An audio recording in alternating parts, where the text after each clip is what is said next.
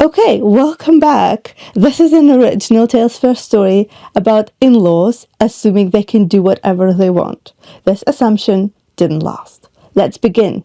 My mother-in-law left my 8-year-old sitting alone on the pavement and walked off to have a good time with her favorite grandkids. She was annoying, my sister-in-law said. When my husband found out, he didn't hesitate. He announced this. My in-laws went very quiet. My mother-in-law, Brenda, called me at 8:12 a.m. on the 4th of July while I was packing sunscreen into my tote. "Let me take Hannah early," she said, bright and breezy. "Andrew's sister, Sabrina, is bringing Carter and Brooklyn. We'll grab a spot by the bandstand before it gets crowded." Andrew looked up from the kitchen counter where he was cutting strawberries, waiting for my answer. Hannah, already in her red, white, and blue sneakers, bounced on her toes.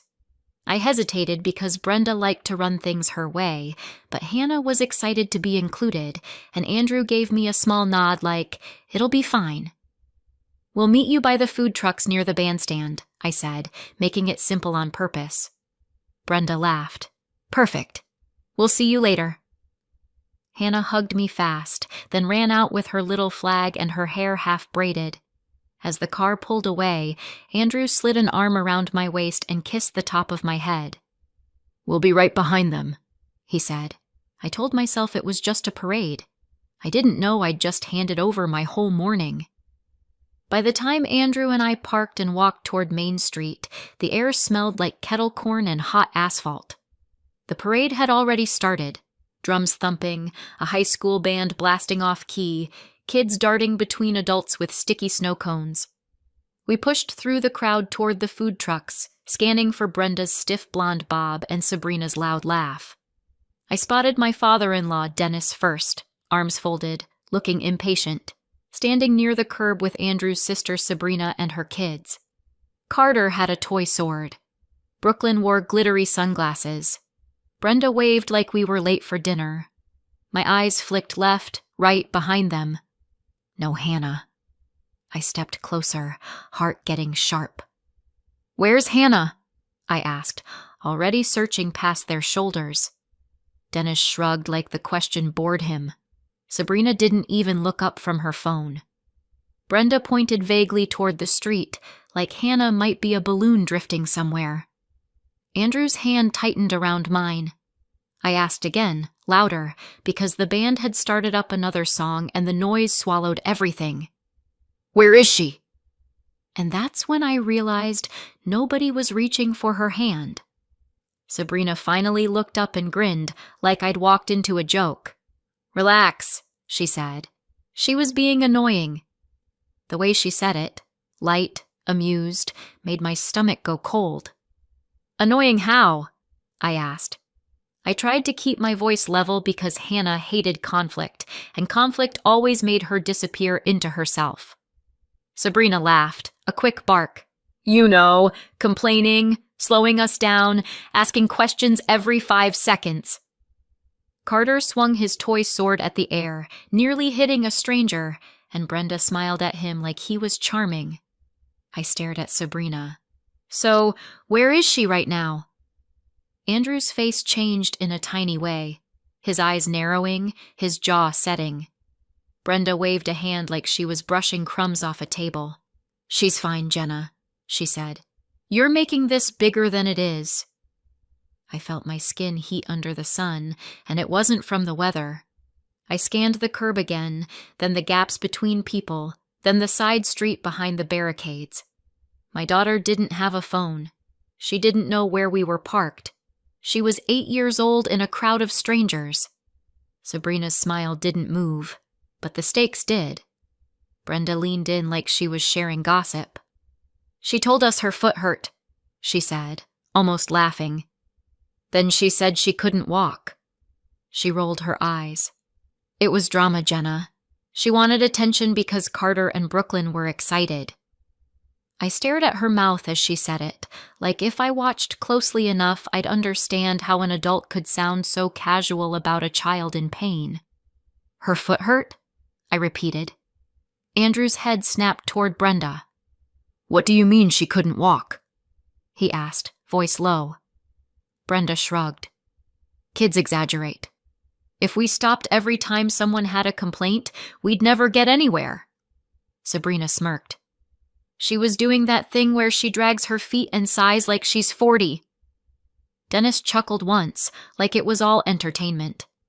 I felt my fingers go numb around my tote strap. Okay, I said, forcing calm. So you stayed with her, right? You sat her down until we got here. Brenda blinked slowly, like I was being difficult on purpose. We told her to sit, she said. She was safe. Brenda and Sabrina said safe, like it was a guess. Sabrina tipped her chin toward the far end of the block where the crowd got thicker near the barricades. We told her to sit on the curb, she said, casual as ordering fries. She wouldn't stop whining, and we weren't missing the parade because she wanted to be dramatic. My lungs stopped working for a second. You left her? I asked. Sabrina's laugh came again, brighter this time. Left, sat, same thing. She's 8, not a baby. Brenda nodded along. She can follow directions. I could hear the marching band, the cheering, the whistle of a police officer directing traffic, but all of it was suddenly far away. Andrew stepped forward. Show me, he said, clipped. Sabrina pointed again, but her finger didn't land anywhere specific. Over there somewhere, she said. By the lemonade stand, or maybe closer to the strollers. Whatever. She was sitting. She'll still be sitting. Brenda added, and if she got up, that's on her. I looked at the sidewalk packed with legs, folding chairs, wagons, and toddlers in headphones. You don't even know where she is, I said. Brenda and Sabrina had lost my child like you lose a spot in line. Andrew didn't argue. He just took off, pushing gently but firmly through the bodies, calling, Hannah! I followed, my tote slamming against my hip, my eyes searching every patch of sidewalk and every face at kid height. Hannah! I yelled, trying to keep panic out of my voice because panic didn't help. Panic didn't find children. We moved along the barricades, peering behind folding chairs, behind coolers, around wagons stacked with blankets. A woman with a double stroller glared when I leaned in to check the gap beside her wheel. Sorry, I said, already moving. Andrew waved at a volunteer in a bright vest. Have you seen an 8-year-old girl? Brown hair, blue dress? The volunteer shook his head, distracted by the parade float rolling by. The crowd surged, blocking the sidewalk as a group tried to cross. I squeezed past anyway, hearing my own breathing too loud. I pictured Hannah's face when she tried to be brave. Chin up, eyes glossy, mouth tight. Andrew split left, I went right, both of us calling her name like it was a rope we could throw across the noise. I checked behind a line of porta-potties.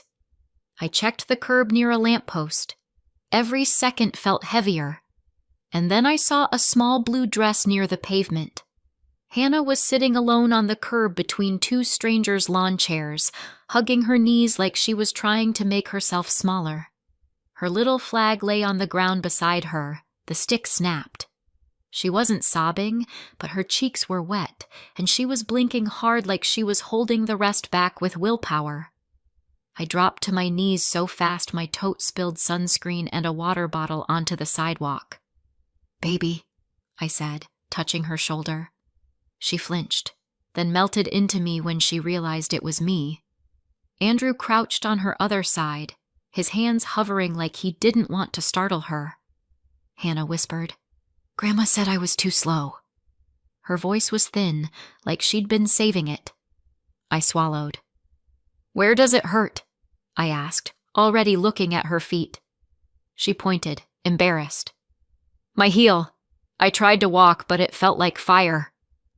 Andrew's eyes flicked to the crowd behind us, then back to her, scanning for danger like he could rewind time and place his body between her and everyone. I tugged her shoe gently, and she sucked in a breath through her teeth. The sock came off, and red hit the sunlight. Her heel had a raw blister the size of a nickel, split open and bleeding into her white sock. It looked angry and fresh, like it had been rubbing for hours. Hannah tried to smile through it. "It's okay," she said, too fast, like she was saying what adults wanted. "I can walk now." Andrew didn't answer. He slid one arm under her knees and one behind her back and lifted her like she weighed nothing. "We're leaving," he said, flat. I grabbed the scattered sunscreen and water and followed as he carried her through the crowd, shoulders squared, eyes forward. On our way back to the car, Brenda and Sabrina were still by the food trucks when we passed them. Brenda opened her mouth, probably to explain again. Andrew walked past without stopping. Sabrina called, "Oh my God, you're so dramatic!" Andrew didn't turn his head. In the car, Hannah leaned against my shoulder while I pressed a napkin to her heel. Andrew drove with both hands locked on the wheel, silent the whole way home.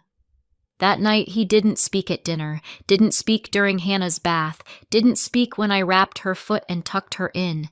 He just sat at the edge of the bed and watched her breathe.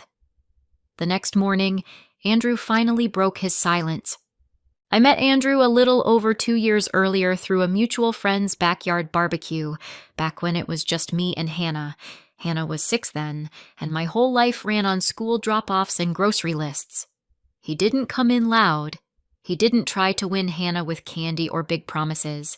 He just started showing up, helping carry chairs, refilling drinks, asking me normal questions like what I did for work and what Hannah liked to read. When Hannah wandered over and hovered near the cooler, Andrew crouched to her level and said, "Hey, I'm Andrew. You don't have to talk to me if you don't want to." Hannah stared at him like she was deciding if he was safe. He didn't reach for her. He just stepped back and let her choose. Later, when I walked Hannah to my car, Andrew kept his distance and said, "If we ever do this again, I want to go at her pace." No one had ever said that to me before. Her pace. That was how he was with everything. Permission, patience, no pressure. And because he didn't push, Hannah got curious. She'd peek around corners to watch him. She'd ask me small questions about him. He wasn't trying to be her dad. He was trying to be steady. The first real crack in her wall happened a few months later. By then, Hannah had just turned 7, over grape juice on my kitchen floor. She bumped her cup reaching for a napkin, and purple juice poured across the tile like a spill and a confession. Hannah froze with her hands up, eyes wide, waiting for the part where an adult gets sharp and mean. Andrew had been helping me put groceries away. He looked down, then up at Hannah's face, and something gentle settled over him.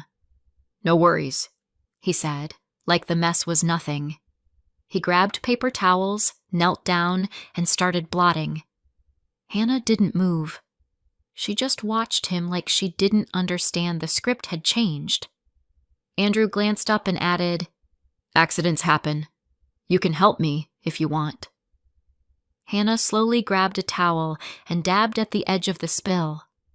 Her shoulders loosened as she did it. I saw it. The exact moment her body stopped bracing. After we finished, Andrew tossed the wet towels in the trash and said, "Teamwork." Hannah's mouth twitched, almost a smile, and she went back to her homework like she'd been given permission to exist without punishment. I caught Andrew's eye, and he gave me the smallest shrug, like this was obvious. That was the first time she believed safe could be real. After that, Andrew earned Hannah the slow way, the only way that lasts. He remembered she hated crust on sandwiches, and that she liked her socks inside out because the seams bothered her toes. He showed up for her school open house and stood quietly in the back until she spotted him. Then he smiled like she'd done something brave. He never made her call him Dad. He never hinted that he deserved it. He just kept promises. If he said he'd be at pickup, he was there. If he said they'd go to the library on Saturday, he didn't forget when something more fun came up. He kept her drawings in a folder in his desk like they were important documents. One night I found him taping a crooked stick figure picture to the inside of a kitchen cabinet. "What are you doing?" I asked. He looked almost embarrassed. "She'll see it when she gets cereal," he said. Hannah opened that cabinet the next morning and froze, then reached up and traced her own drawing with her fingertip. "You saved it," she whispered. Andrew nodded. "Of course I did." Her whole face softened. It wasn't fireworks. It was quieter than that. It was trust turning into routine. He built her safety one small promise at a time. The first dinner at Brenda and Dennis's house should have warned me the way storms warn you: air too still, smiles too tight. Sabrina was already there with Carter and Brooklyn, and Brenda practically ran to the door when we arrived. "There's my babies!" she sang, scooping Brooklyn up and kissing her cheeks. Carter got a fist bump from Dennis and a fresh cookie before his shoes were off. When we walked in, Hannah stayed close to my side, her hand tucked into mine. Brenda turned, looked Hannah up and down, and her smile thinned. "Oh," she said, polite like a cashier. "So this is your child." The words landed wrong. Your child, not our granddaughter, not Hannah, just a category. Hannah's grip tightened. Andrew cleared his throat. "Hi, Mom," he said, careful. Brenda kissed his cheek, then looked past Hannah again like she was furniture. At the table, Brenda asked Sabrina's kids about their summer plans, their favorite floats, their sports. Hannah tried once, quietly. "I like the drumline." Brenda nodded without looking. Sabrina snorted. "Of course you do." I kept my expression neutral because I wanted peace, because I wanted this to work, because Andrew loved his family even when they were sharp. In Brenda's house, love had a seating chart. Not long after that, the pattern showed itself in small, ugly ways. One afternoon at a family cookout, Hannah tugged my sleeve and whispered, "My shoes hurt." I knelt to check, and Sabrina's head snapped toward us. "Oh my God," she said loudly, rolling her eyes. "Here we go. Princess Hannah has a blister." Brenda chimed in from her lawn chair, sipping iced tea. "She's always got something," she said, like Hannah was a habit she didn't like. "Attention-seeking runs in kids these days." Hannah's face shut down instantly. She straightened up and said, "It's fine," even though her eyes had that wet shine again. Andrew came over with a plate of burgers and asked gently, "Do you want to change shoes?" Hannah shook her head too fast. "No," she said. "I'm okay." Later in the car, I told Andrew it bothered me. He exhaled and said, "They're used to Sabrina running the show. I'll handle it." But handle it became smoothing things over, redirecting, trying to keep the peace so holidays didn't explode. And Hannah learned the lesson Brenda and Sabrina kept teaching. Pain was inconvenient, and speaking up made you dramatic. By the time she turned 8, she didn't complain anymore. She just got quiet. By 8, my daughter was already training herself not to limp. Back home that afternoon, I sat Hannah on the closed toilet lid and ran warm water in the tub. I cleaned the blister carefully, the way you handle something that hurts just to look at. Hannah watched my hands like she was watching for a reaction. "I'm sorry," she blurted. "I didn't mean to slow them down." The words hit me harder than the blister did. "Stop," I said gently, keeping my voice calm on purpose. "You never apologize for pain." Hannah's eyebrows pulled together, confused like I'd spoken a different language. "But Grandma said," she started, then stopped herself like she wasn't allowed to finish. I dried her heel, put on antibiotic ointment, and wrapped it in gauze. "Your body tells you things," I said. "If it hurts, you say so. That's not drama. That's information." Hannah stared at the bandage like it was proof she'd done something wrong. "I should have just walked," she whispered. "No," I said, firmer. "You should have been helped." She swallowed and nodded like she understood, but I could tell she was filing it away as a rule she wasn't sure she was allowed to follow. When I carried her to bed, she said sorry one more time under her breath, like a reflex she couldn't break. She said sorry like it was automatic. Andrew was in the hallway when Hannah, half asleep, mumbled, "Grandma said stop making drama." She didn't know he was there. She thought she was just talking to me, admitting something the way kids confess in the dark. I felt Andrew's whole body go still behind me. I turned my head and saw his face, blank, controlled, like a door had shut. "Hannah," he said softly, stepping closer. "Can you say that again?" Hannah's eyes popped open, instantly worried. Nothing," she said, scrambling. I reached for her hand. "It's okay," I told her. Andrew kept his voice gentle, but there was something iron underneath. "What did Grandma say?" he asked. Hannah looked at me like she was asking if she was allowed. I nodded. She swallowed. "She said I was too slow, and stop making drama." Andrew nodded once, slow. "Thank you for telling me," he said. Then he kissed her forehead and walked into our bedroom without another word. When I followed, he was standing by the window, staring out at the dark street like he was watching something approach. He didn't rant. He didn't pace. He just breathed, measured. Andrew's face went blank in a way I hadn't seen before. The next morning, after Hannah went back to sleep with her foot propped on a pillow, Andrew set his phone on speaker at the kitchen table. I sat across from him, my coffee untouched. He dialed Brenda first, then added Dennis, then Sabrina. Their voices piled in at once. Brenda cheerful, Dennis gruff, Sabrina already annoyed. Andrew didn't do small talk. "You abandoned Hannah in a crowd," he said, precise. "She couldn't walk. You left her sitting on a curb alone." Brenda scoffed.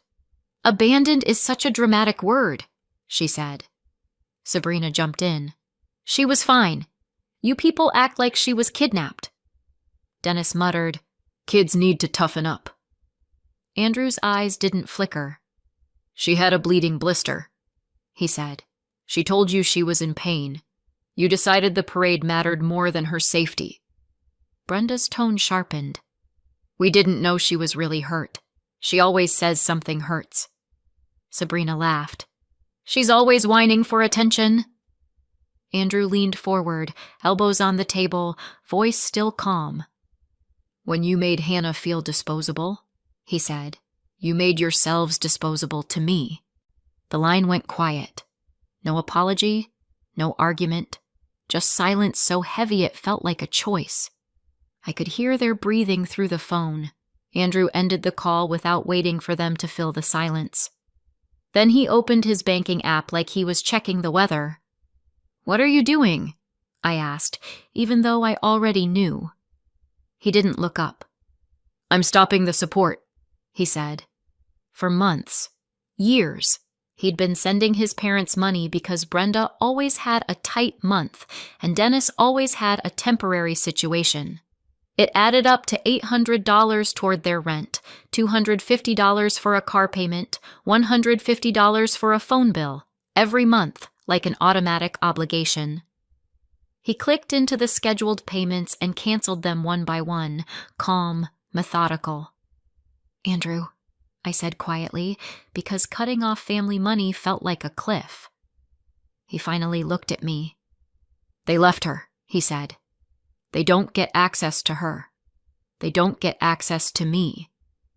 He didn't say it like revenge. He said it like a policy. Then he opened our shared calendar and deleted the next Grandma's Day brunch we'd planned, and he texted Brenda one line. "No unsupervised time with Hannah. Do not ask." I watched his thumbs move, steady. He didn't raise his voice. He pressed cancel. Brenda called back within minutes, voice sharp enough to cut. "You can't do this," she snapped. "After everything we've done for you." Sabrina was yelling in the background like a chorus. Andrew put it on speaker again. "This is retaliation," Brenda said. "You're punishing us over one little misunderstanding." Andrew didn't flinch. "It wasn't a misunderstanding," he said. "It was a decision you made in a crowd." Sabrina jumped in, loud and nasty. "She's not even your kid!" The words hung in the kitchen like smoke. I felt my stomach tighten, not because it surprised me, but because Hannah had probably felt that energy every time Brenda looked past her. Andrew's expression didn't change. He blinked once, slow, and his voice went even calmer. "Watch me prove she is," he said. Brenda started to talk over him.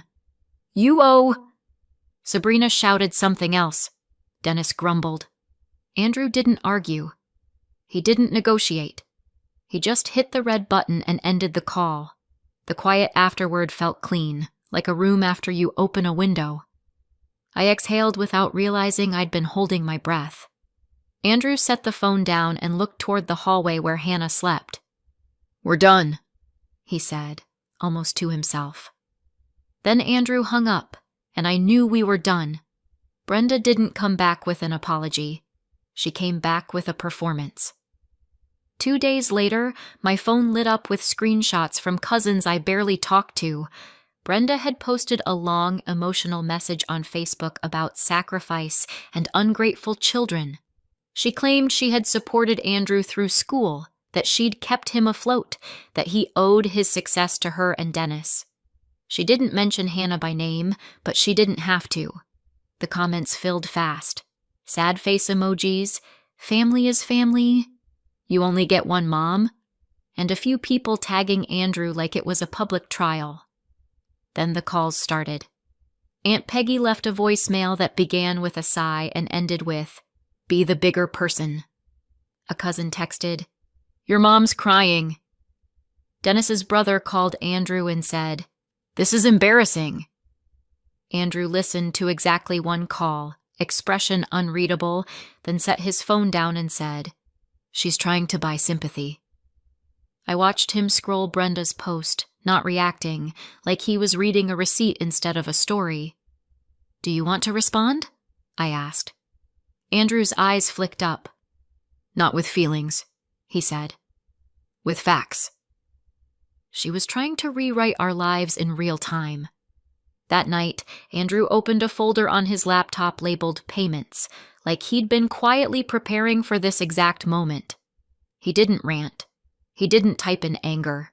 He posted screenshots, dates, amounts, bank transfers, showing what Brenda and Dennis had actually paid for him. Almost nothing. Then he posted what he'd been asked to cover for Sabrina over the years. Car repairs, deposits, emergency cash, vacations disguised as help. And finally, he posted what he'd been sending Brenda and Dennis every month consistently. The $800, the $250, the $150, totaling $1,200. His caption was one sentence. "Since my parents are sharing family finances publicly, here are the numbers." Within minutes, the comment section changed. People stopped cheering Brenda on. A few deleted their earlier comments. Someone wrote, "So you were taking money from him?" Another asked, "Why were you getting rent paid if you supported him?" Brenda didn't reply. Dennis didn't. Sabrina tried once, with a snarky comment about fake receipts, but the timestamps did the talking. My phone went quiet too. The same relatives who had been so eager to call and guilt Andrew suddenly had errands, dinners, silence. The loudest thing on the post became the silence. 3 days after that, I got a call from Hannah's summer program office while I was folding laundry. The secretary's voice was polite but firm. "Hi, Jenna," she said. "We have a situation." My spine went straight. "What kind of situation?" I asked, already walking to the kitchen. "A woman named Brenda is here," the secretary said. "She's claiming to be Hannah's grandmother. She wants to pick her up early from the program." My hands started shaking, but my voice stayed calm. "She's not on the pickup list," I said. "Do not release Hannah." The secretary didn't hesitate. "We won't," she said. She's insisting. She says you're keeping family away. I heard muffled noise in the background, like Brenda's voice rising. Tell her, I said, choosing each word, that she needs to leave. If she doesn't, call security or the police. The secretary said, understood, and hung up. Andrew was home within 10 minutes, moving fast but controlled, like he'd shifted into a mode I hadn't seen before. We met the program director in the lobby while Brenda stood near the office window, lips tight, trying to look wronged. She saw Andrew and lifted her chin, like she expected him to fold. Andrew didn't stop walking. That's when the fight moved to the doorway of the program office. The program staff didn't let Brenda win a single inch. The director told her clearly that she wasn't authorized. Brenda's face pinched, and she tried a softer voice. I'm her grandma, she said, like the title should unlock doors. I just want to see her. The program director didn't budge. You're not on the list, she repeated. Brenda's eyes snapped to me. This is Jenna, she said, pointing like I was a problem to be solved. She's manipulating my son. Andrew stepped forward, his shoulders squared but his tone flat. Don't come to her school again, he said. Brenda's mouth opened, ready. Sabrina wasn't there, but I could hear her in Brenda's posture, the practiced outrage. You're tearing this family apart, Brenda hissed. Andrew didn't argue. You did that, he said, when you left Hannah on the curb. Brenda flinched like he'd slapped her with the truth. She tried again, softer, eyes shiny. I said I was sorry, she whispered. Andrew's expression didn't change. You blamed her, he said. That's not sorry. We walked out with Hannah 20 minutes later, her backpack bouncing, unaware of most of it. In the car, Andrew took a slow breath and said, No contact, permanent. His thumb hovered over his phone, then moved.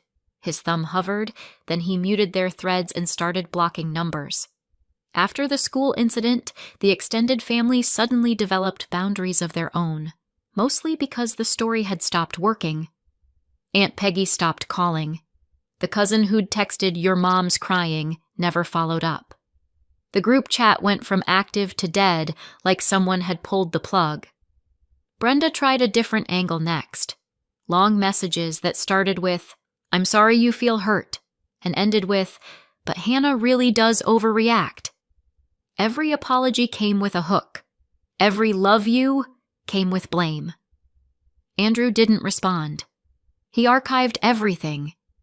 When Brenda tried emailing, he filtered it. When Dennis tried calling from a different number, Andrew let it ring and then blocked it too. Hannah asked once, cautiously, Are we going to Grandma's again? Andrew crouched beside her and said, No, not anymore. He didn't say it like a punishment. He said it like a safety rule. Hannah nodded slowly, like she'd been waiting for an adult to finally choose her without qualifiers. That night, Andrew and I sat at the table and made a list of every place Brenda could try to push. School, activities, neighbors, and we tightened each one, quietly, methodically. It wasn't dramatic. It was maintenance. Peace isn't loud, but it holds. Andrew didn't stop at blocking numbers. Within a week, he scheduled a consultation and came home with a stack of paperwork. Hannah's biological father had been out of the picture for years, and he'd already signed the consent forms. I'm going to adopt Hannah, he said, like he was stating tomorrow's weather. My throat tightened. You don't have to, I started. He cut me off gently. I want to, he said, and I'm doing it now. There were forms, background checks, home visits, letters from teachers, notarized documents, real steps that took time and patience. Hannah sat at the table coloring while Andrew filled out page after page, occasionally asking me for dates or addresses. At one point, Hannah looked up and said, Is this about Grandma? Andrew paused, then answered honestly. It's about you, he said. It's about making sure nobody can ever treat you like you're optional. Hannah stared at him for a long second, then slid a drawing across the table. Stick figures labeled me, Mom, Andrew, and a house with a big door. Andrew took it and tucked it into the paperwork folder like it belonged there.